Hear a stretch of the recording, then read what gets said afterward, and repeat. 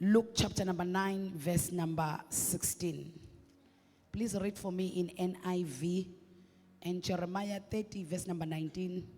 Read for me in NKJV. Pachungang fundela futhi nangesizulu. Verse 16. Taking 5 loaves and 2 fish, and looking up to heaven, he gave thanks and broke them. Then he gave them to the disciples to distribute to the people. Yes, sir. They all ate and were satisfied. Yeah. And the disciples picked up the 12 basketfuls of broken pieces that were left over. Yeah. Thank you. Wazithatha izinkwa eziyisihlanu nezinhlanzi ezimbili. Right. Wabheka ngasezulwini. Yeah. Wazibusisa, wazihlephula, wanika abafundi ukuba babele isixuku. Badla basutha bonke. Kwakuthwa imvuthuluka eyasala kubo iziqabetho eziyishumi-2.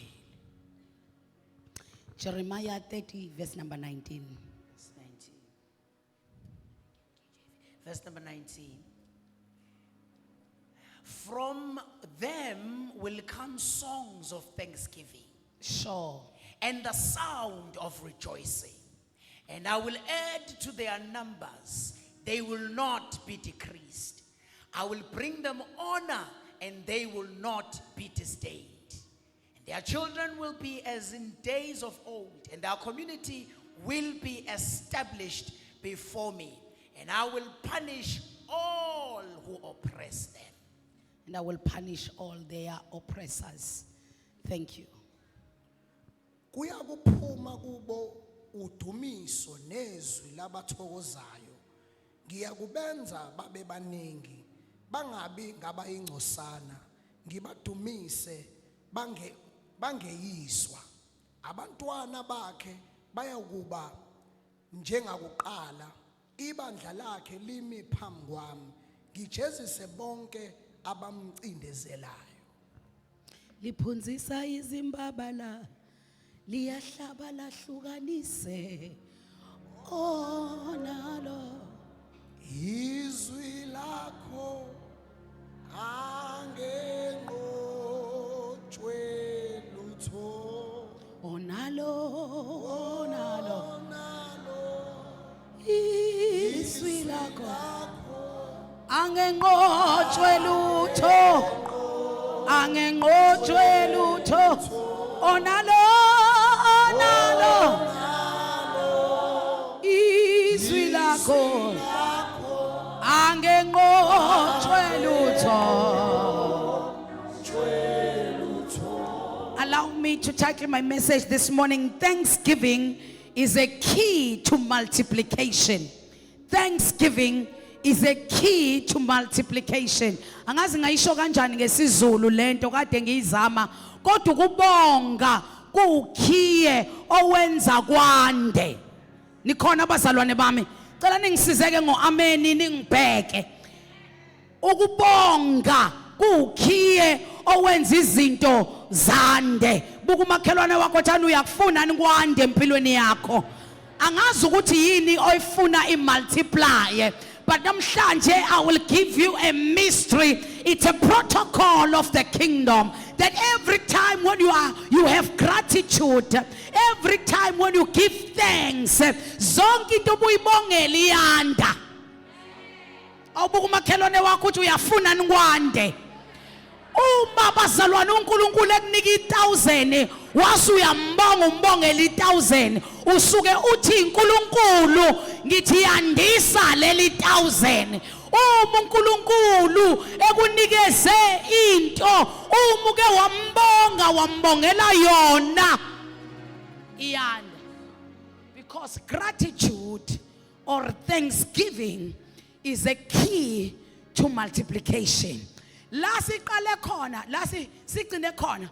kuJeremiah ugagashe la ufunde khona lithi thanksgiving will proceed from them. Ukubonga kuyaphuma kubo, ukubonga kuyasuka kubo, noma baletha ukubonga ukubonga mhlawumbe ngenje njalo ngesizulu ngithi when they say thanksgiving will proceed from them uma beke baletha ukubonga uthi ke uNkulunkulu there is also a sound of celebration. Maybe let me put a comma and say to you lezi verse libhalwa uJeremiah bazalwana ngicela ningibuke saselifundile iBhayibheli leli verse libhalwa uJeremiah ubhalela abantwana bakaNkulunkulu basekuthunjweni. Oh hallelujah. Uthi uNkulunkulu noma bese kuthunjweni labe khona babhalele write to them and tell them ukuthi mina uNkulunkulu ngikubonile okwenzakala empilweni yabo kodwa thanksgiving must proceed from them. Uma vesa ngenhla uqala uyasho ukuthi uzozenzani izitha zabo uqala uyasho uthi kodwa nani you will not go unpunished uthi ke kodwa mayifika kuleli verse uthi ebhala Jeremiah uthi kodwa thanksgiving will proceed from them and a sound of celebration. Umbuzo wami ukuthi ucelebrate kanjani umuntu esethunjweni uthi uNkulunkulu you don't need to change the location first for you to be able to celebrate.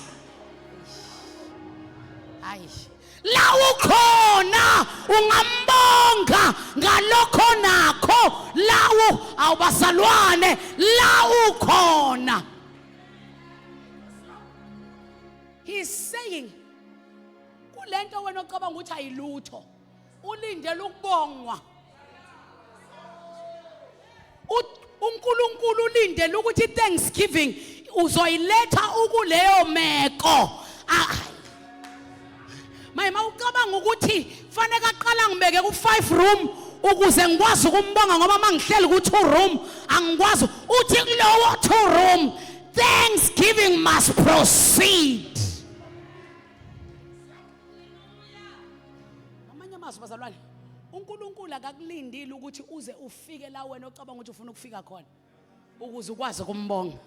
uNkulunkulu ukulindele ukuthi umbonge la ukhona ungakafiki la ufuna ukufika khona. Sawubona xolo. Amen. uNkulunkulu ukulindele ukuthi umbonge la ukho.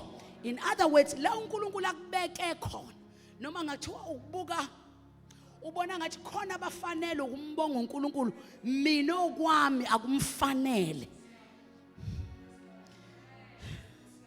But he says besasekuthunjweni angibalindile ukuthi bangibonge mase bephuma eBhabhiloni ngifuna bangibonge besaseBhabhiloni uthi mabeke bangibonga beseBhabhiloni uthi there will must be sounds of celebration. Bazalwane masihambisa ukubonga uNkulunkulu asizi isiqudula imlomo kodwa siza siphethe amahubo and there will be sounds of celebration celebrating him. Sanibonani bazalwane, sanibonani bazalwane, sanibonani bazalwane, ake nithi ameni. Ya asizi kuNkulunkulu siphoqiwe njengoba siya kule conference yokumbonga siza with sounds of celebration. That is why if you don't feel like thanking him, you rather not come to him, because when you come to thank him, he is expecting sounds.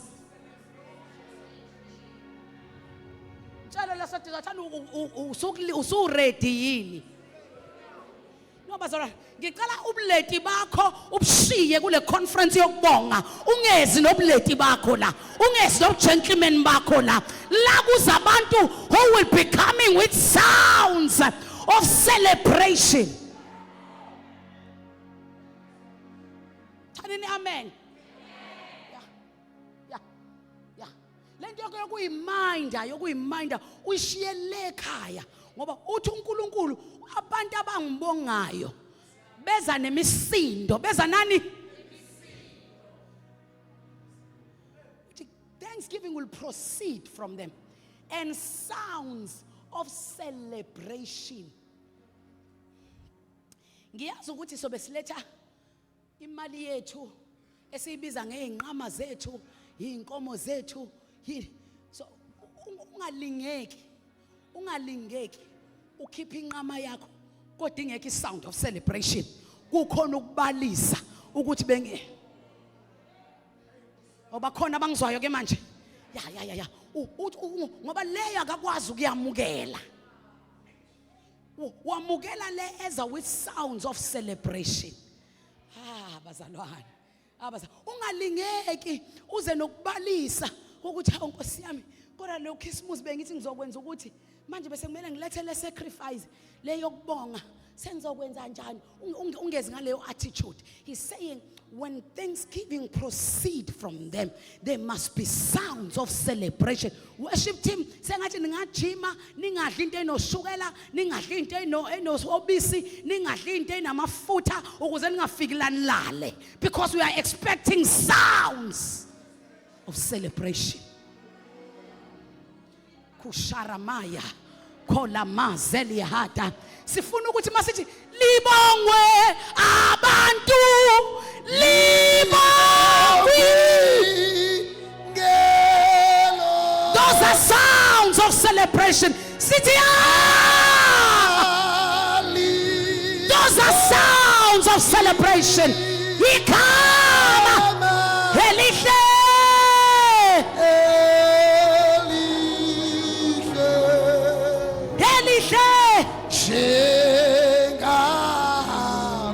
nikhona ama kingdom citizen right uthi lalela uthi mama umthimunye once there is that sound of celebration lalela bese I will multiply them.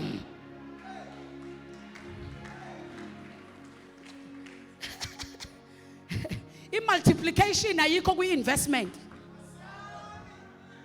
I-multiplication bafazalwane bami noma ungayibeka unyaka wonke bekutshela ithi ne-interest ngeke uyitholi kanjalo. Uzoyithola naleyo interest kodwa uzoyiqeda ngalolo suku.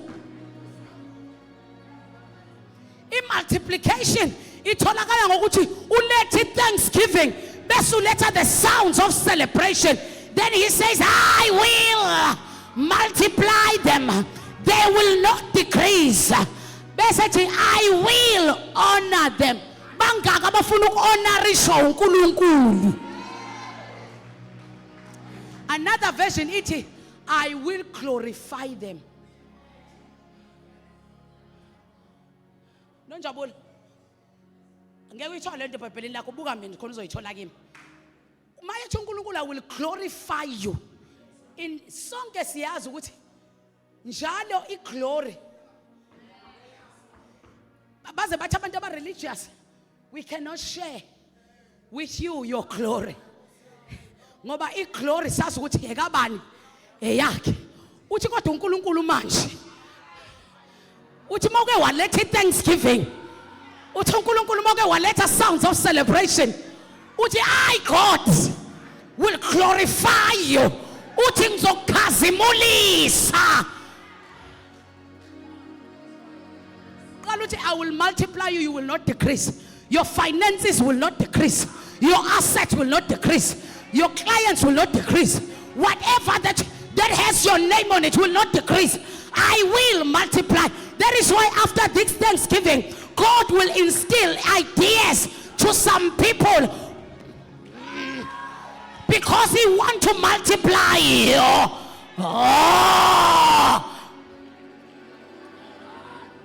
God wants to multiply you. Then He says, multiply. Which what I will glorify. Glory. I will glory.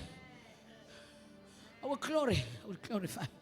We glorify your name. So we glory. Some sound of celebration. Your name. We glorify your name.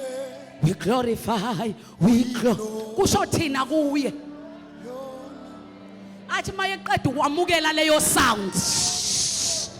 Hayi. We glorify your name. Kushothina kuye. Sithi we glorify your name. Kushothina kuwe. We glorify your name. Kushothina kuwe sithi we glorify glorify your name. Silethe iminikelo yokubonga mama uMthimunye. Sase sinyusa a sound. Ngesikhathi ayibamba le sound ethi we glorify your name. Ayibamba uNkulunkulu imhlula. Ula la la la la la la la la la la la la la la la la. Ngesikhathi uthi uyiletha kuye avela uNkulunkulu ayiphonse kuwe lenka uthi ukhazimulisa yena avela khazimulise wena. Unjani umuntu okhazinyuliswa uNkulunkulu? Inkazimulo yakhe ikwenza ube ne-weight. Wayezozikhazimulisa manje ingoba ngoJanuary angithi uzosikhazimulisa abanye bethu bayavala emsebenzini. Oh, thank you Holy Ghost. Sizokhazinyuliswa manje ngoDisemba khona abavalayo emsebenzini. Uzothi uyavula ngoJanuary yila mana we glorify. Uthi uyangena emsebenzini elesizulu lithi uzokwenza ungabi lula. Lithi uzokwenza ungadeleleki. Lithi uzokwenza ungathathelwa phansi. Kuthi uzothi uyangena ngoJanuary bebekwazi ngo2025 kodwa uzothi uyangena ngo2026 you are full of weight. Akekho umuntu okhuluma noma yini kuwe abakuthatheli phansi abakubukeli phansi because usekhazi umakhelwana akuthanda uzokukhazimulisa. Mtshele thana kule weekend uzosikhazimulisa.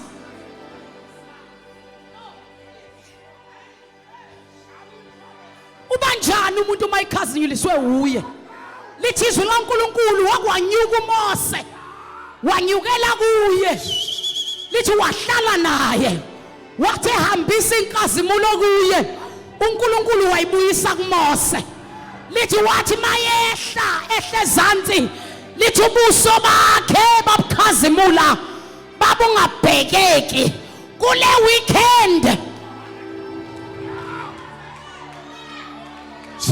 uNkulunkulu uzokhipha igwagwa uzokhipha idini ebusweni bazothi mabekubuka abantu kungathi abakuncophele mabekubuka abantu bakubuke bakuthande ukhazinyulisiwe.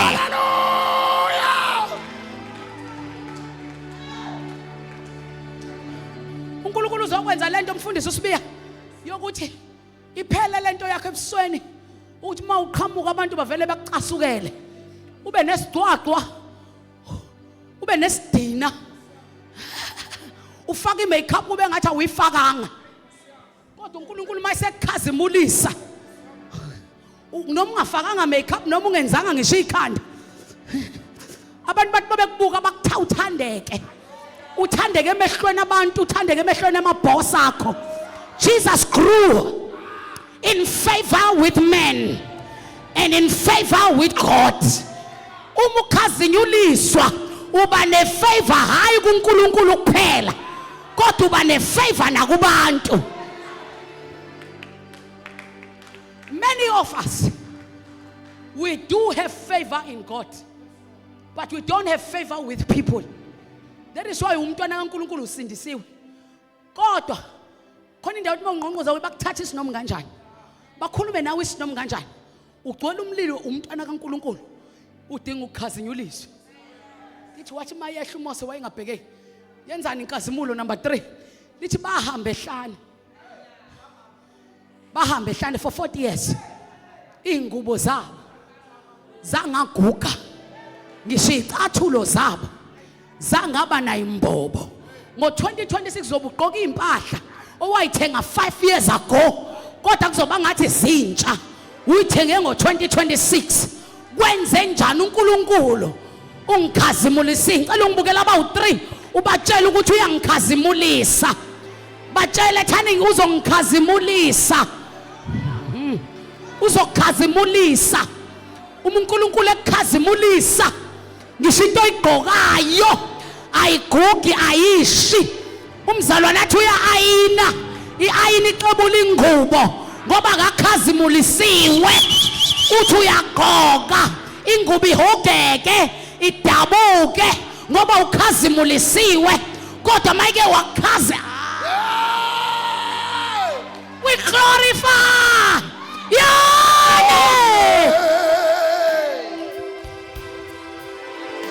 We glorify your name. please sit down and this is the last sentence and it says and they shall not be belittled. They shall not be belittled. They shall not be belittled. They shall not be belittled. Oh bazalwane bami. Kusho ukuthi lento yokuthi abantu bakubukele phansi ngisho uJesu akayifuni. Uthi ngeke usathatheka kancane. Uthi mawuke waletha ukubonga uthi ngeke uphinde uthathwe kancane. Lento yokuthi uzoya ekhaya nje kulo December bakuthathe kancane nje bakuzawu. Ungabi nazwi. Kubanje umhlangano womndeni wena. Uthi uyafika hawu naseni ba nomhlangano ongekho kuthiwa hayi bingekho into ebalekile bese ngikulindela yona. You are belittled. You are belittled.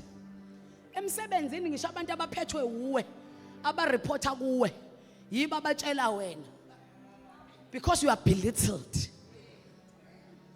Ngikhuluma nawe ke namhlanje. Khuluma nawe namhlanje.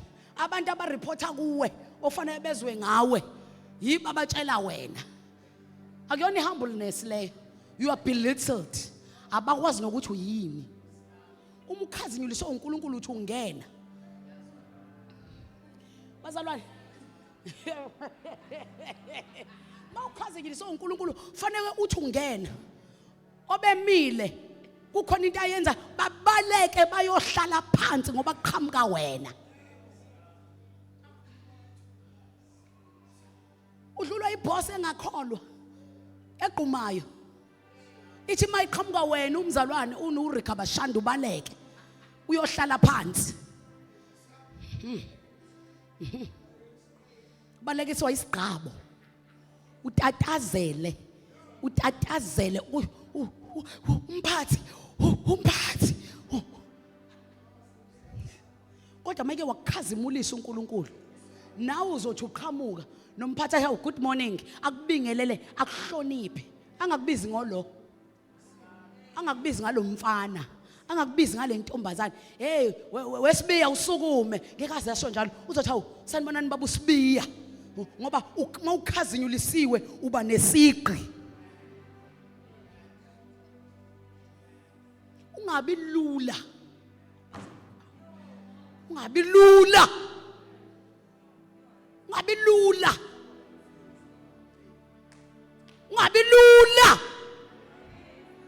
umzalwane olula udelelwa zadelelwe inoma yini obulula kodwa kule weekend uthi uNkulunkulu manje nangilethela indumiso nangilethela ukubonga and sounds of celebration uthi I will glorify you. You will never, in fact, you will never be belittled.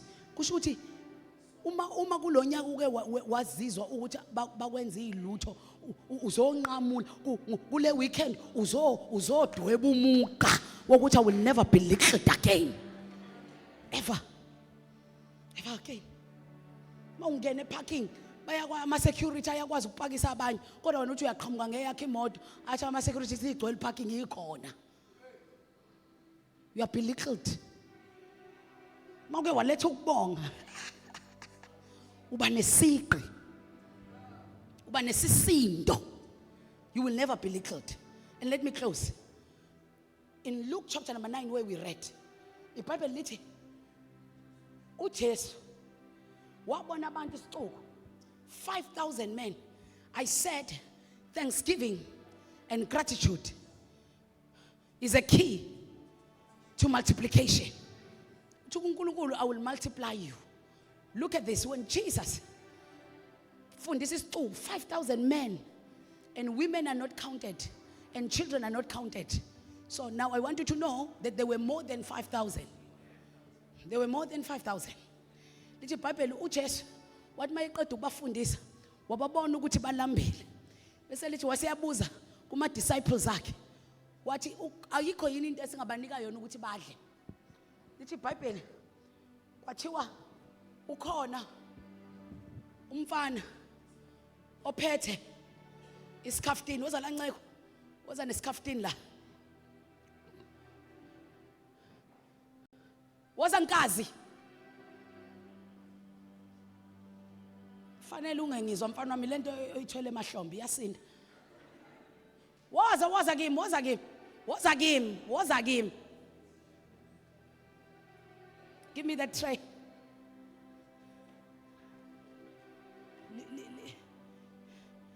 Libeke ibhodlela la. Shisa mntana. Ngapha.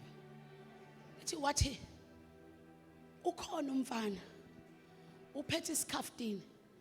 Isikhaftini sakhe sinezinkwa ezo5 nezinhlanzi ezo2. Abantu ba more than 5,000. Abantu bangaki ba more than 5,000. Izinkwa zingaki zo5. Ofish bangaki babili. Lithi iBhayibheli wathi uJesu mletheni kulungile. Ngiyamcabanga kumfana eza nezinhlanzi, eza nesikhaftini, eza umfana nesikhaftini sinofisha ababili. Ama disciples njoba ayenza njengani njoba nanenza, abuka umfana, abuka abantu, abuka uJesu, abuka isikhaftini, abuka abantu. Waqala uLuke waqhweba uMark, wathi wenzani manje uJesu esedayisa ngathi sesikhulume kangaka ngaye. Ucabanga ukuthi lento izo babuka abantu, babuka inhlanzi, babuka isikhaftini, babuka uJesu. uPeter wahamba wayoqhweba uMateyu, wathi weMateyu asimkhuze nangezosifaka ehlazweni. Babuka abantu, babuka isikhaftini, babuka uJesu. Cha uJesu ufuna ukusibuka esinsa nabantu ke namhlanje. uJesu ufuna sihlekwe ke namhlanje. Ucabanga ukuthi labantu babe bangaka babuka isikhaftini. Ngathi ngiyambona omunye ethi hayi mhlawumbe khona okunye uphakathi esikhaftini somfana, baphinde basivula isikhaftini. Inhlanzi zimbili, izinkwa zo5, abantu ba more than 5,000. Ithi uJesu wathi umfana maye sondela kwaba ngathi uJesu akababoni. Bazalwane bami kwaba ngathi uJesu akababoni abantu. Waba ngathi akababoni abantu. Nabafundi bakhe futhi wangabanaka, wangapheya futhi attention nakubo. Lithi wathatha izinkwa nezinhlanzi, ngiphakamisela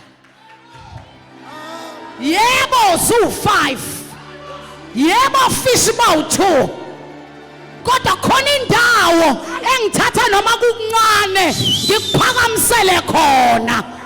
Ya uma ngeke ngakuphakamisela angizukubuka ukuthi abanye bathini, angizukubuka inflation rate, angizukubuka economy.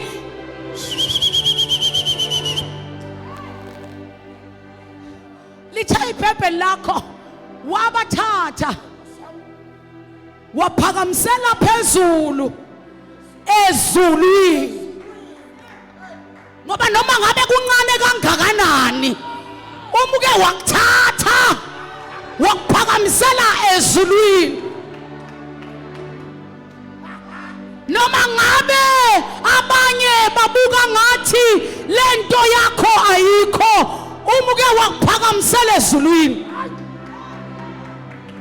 Lithi wathi maye kuphakamisa wayeseyabonga, ngoba umuke wambonga. Noma ngabe beyofish bebeba u2, izinkwa bezu5, it shall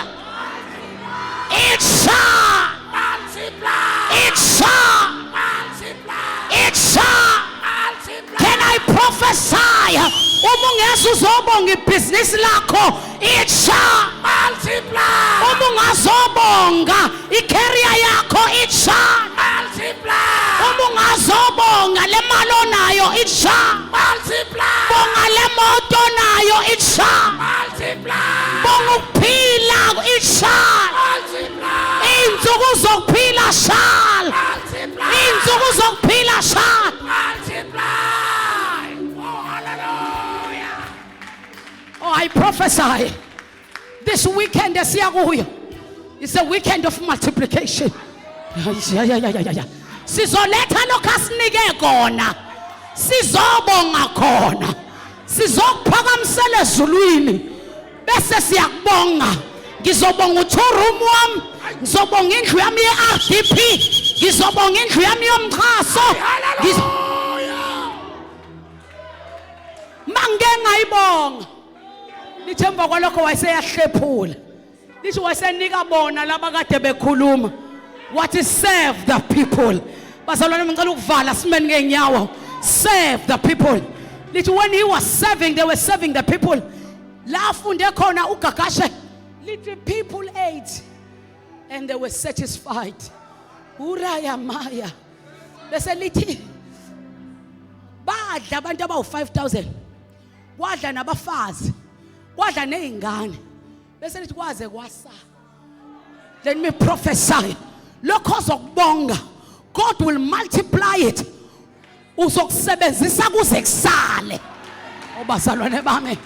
Obazalwane bami. Kuthiwa kwaze kwasala. Baqoqa bakufaka kobhaskide. I prophesy, whatever you thank God for, it shall multiply. It shall satisfy you. Izozeyande, izisale, uzuphinde uyisave. Thanksgiving is a key. Do you want to see multiplication in your life? Let ukubonga enkosini. Let ukubonga enkosini. Let ukubonga enkosini. Let ukubonga enkosini. Ngobonga